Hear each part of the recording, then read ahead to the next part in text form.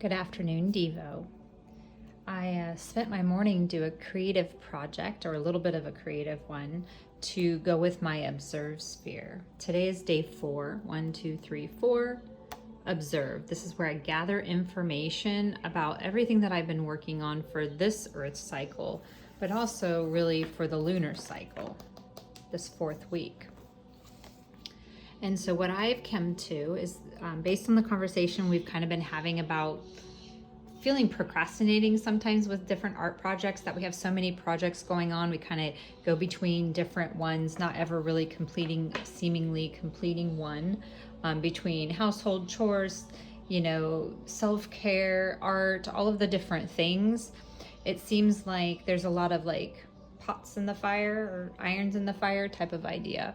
So to me, it's a mystery. And so what I did is I had posted that article a few days ago, or I guess about a week ago, of the unfinished things, like it being a mystery. Why? It's Kairos. It's only going to happen at the opportune moment, and my limited human perspective is not able to have that awareness until it's already done. So I'm just observing that mystery of recognizing, and I also put a note here because I had a lot of thoughts going on. There's the inner world and the outer world. So I have inner and outer, and then I have this idea of the world between. And really, these two ideas are only one thing. You can't have the inner with the outer and the outer without the inner. And so I put, we are all parts of one thing. One thing is kind of an idea that I've been playing with, is to figure out what would I call God or the universe or whatever. And so I had come to one thing, which I find very fascinating, because if you have a thing, one thing, this one might show up a little bit better. If you have one thing, it's inside something. You can't have it without it having an outside. So then life becomes very existential, because every time you think that you're at the top layer, you're at the top boss, there's always another layer above it. So that is the mystery, is to be human and recognize that there are going to be unfinished things. There will be things that we just don't understand on a short timeline, and on a long enough timeline, we would totally get it. So, this observation is a bit existential, but it really goes along with the idea of these goals that I have to accomplish, whether it's mental, emotional, or physical, or goals with my creative work. And so I'm trying to remove the judgment of feeling like I'm procrastinating or I'm doing something wrong by diverting my energy towards something else. And really just learning to be intuitive and just showing up in the moment with what wants to come through. And so even though today is day 4, I'm connecting with free spirit. And in essence, you're the free spirit that is kind of giving me this perspective of really just being in the flow and enjoying life and not trying to perform so much. So I appreciate that. And that's why tomorrow I'll be focusing on the free spirit. And then I know I have another added idea that I'm going to add to that tomorrow. So do look forward to that, because it's going to be a new introduction into this playful, creative thing that I've got going on. So let's go with that though. So let's get some inspiration to this creative narrative that's coming forward about manifesting.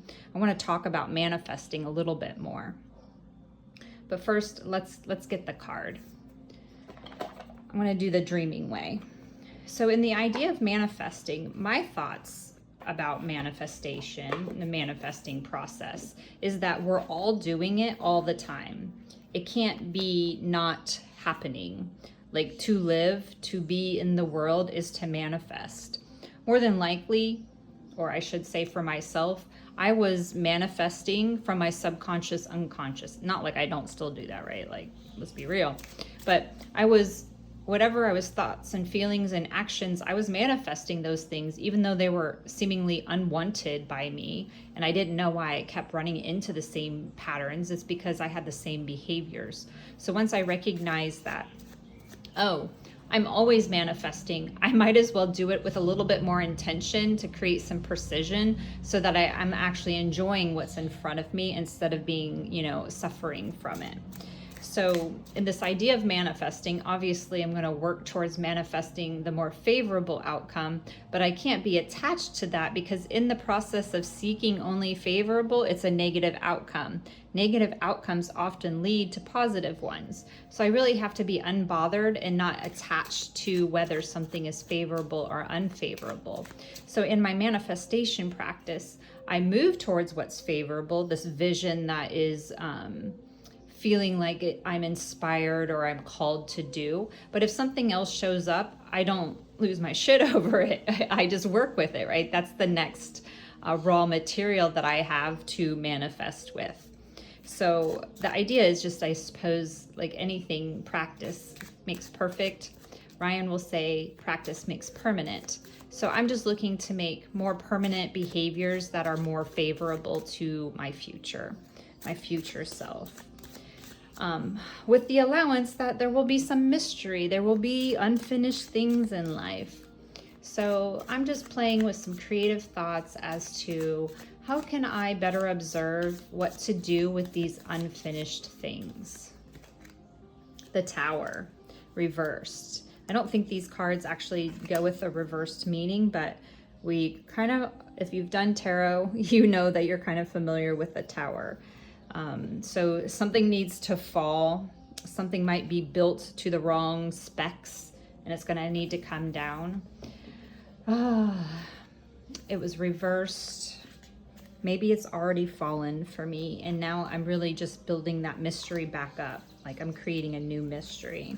That's what I'm going to go with. A man's mind is wont to tell him. Okay, I'm going to read that again. I don't feel like it's. A man's mind is wont to tell him more than 7 watchmen sitting in a tower. I'm not sure about that quote, but the passage says, the tower reaching for the sky is a stronghold of imposing authority and bureaucratic power. So that's the opposite of a free spirit, right? That those conditions that have been put upon us, that we're manifesting things that somebody else has given us the inspiration to manifest, such as like chasing products or consumerism or people.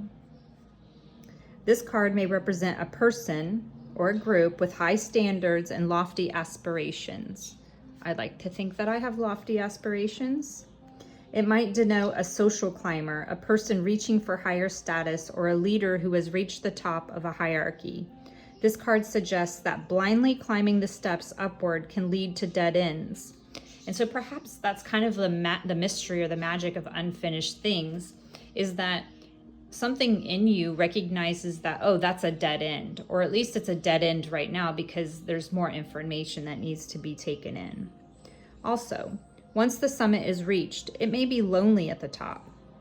Okay, there's another idea that like you're setting, like quitting or not finishing something is actually setting yourself up for success, because accomplishing that will take you too far away from your social network, your comfort. The Tower card can mean isolation or separation in an official position, or it may indicate the establishment of boundaries. So, what is the Tower telling us in this regard of the mystery of the unfinished things? I would say just let it be a mystery. Stop forcing finishing things, because maybe those are dead ends. They're stairs going to empty rooms that are actually not in your favor, and just trust the cycle. Just trust the process. So that's my observation. If you want to dive further into the mystery of ooh, that's almost a tongue twister. The mystery of unfinished things, then go ahead and check out the YouTube video where I did the reading for that. And I hope you have a fabulous day, and I'll see you in the next one.